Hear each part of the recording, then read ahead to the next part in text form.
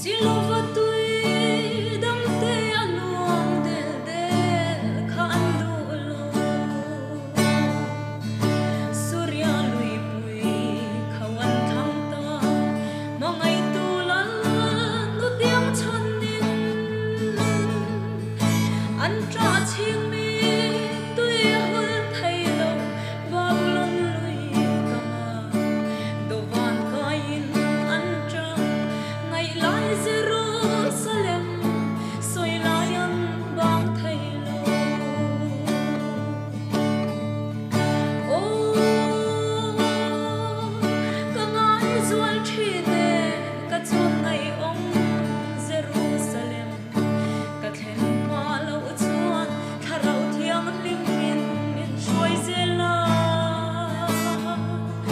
par ching chen te in ka vul ve do a jam benin lei thuam da van in thuamin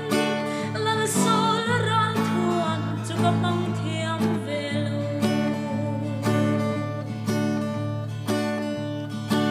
riam mo vale yang hian ka lo va ye sual thim zinga chul na dai lim nuam ong lo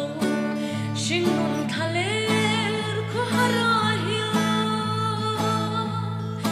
lung chim te a salem thar tuar kan le ve na kalal mangai thu thum bia zai cha